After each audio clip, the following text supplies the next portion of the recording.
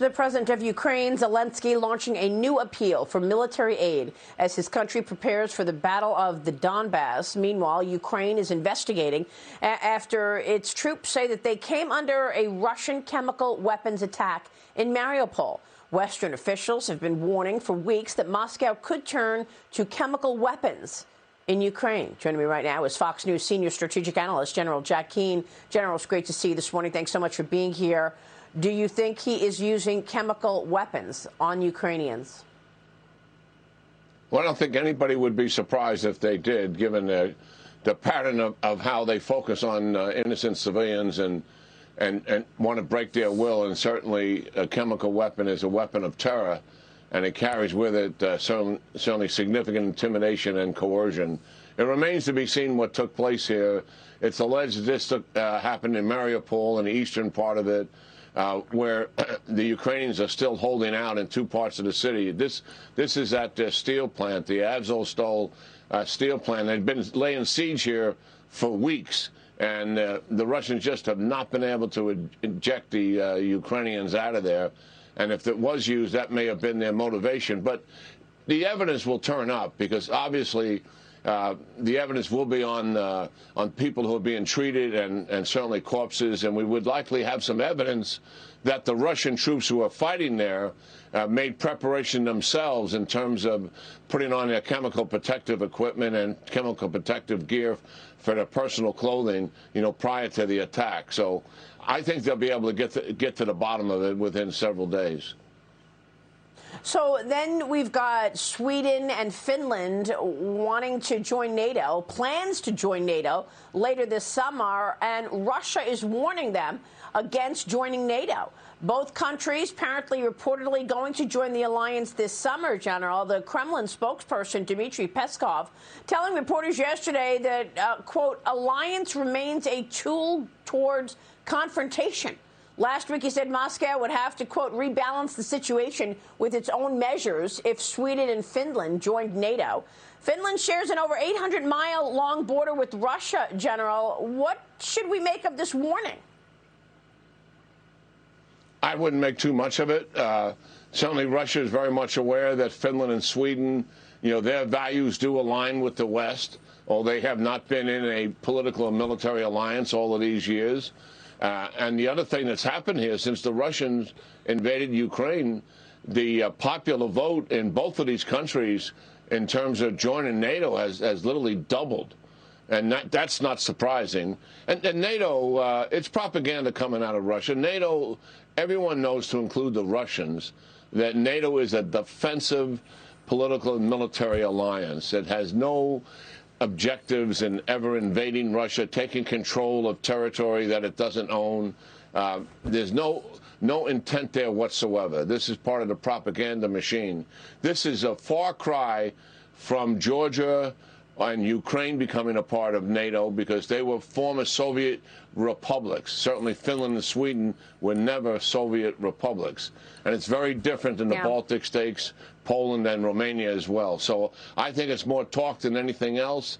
And I believe it looks like the people want it. So therefore, I think the leaders of both of those countries sometime late summer will make an appeal to NATO to join. And certainly NATO will welcome them with open arms. Well, look, General, we know that our adversaries are rising across the world. China has been investing in its military, and we have spoken many times about defense spending underwhelming out of this administration. Let's talk about defense spending and the proposal in the president's $5.8 trillion budget. He's proposing $813 billion in fiscal year 2023. That is up 4%. From a year ago. Republicans are saying that this doesn't account for inflation, as we have been discussing. Let me bring Dagan McDowell in here. To me, this looks like a decline in defense spending. Dagan, how do you see it? It's right now, General, you talk about it, because I think one of the problem areas is defense spending would be still around 3% of the U.S. economy. And that's near or at the post-Cold War lows. And particularly if you look at the Navy, what we're going to build 9 new ships but retire 24. And that puts us at about half the capacity needed to fight China potentially.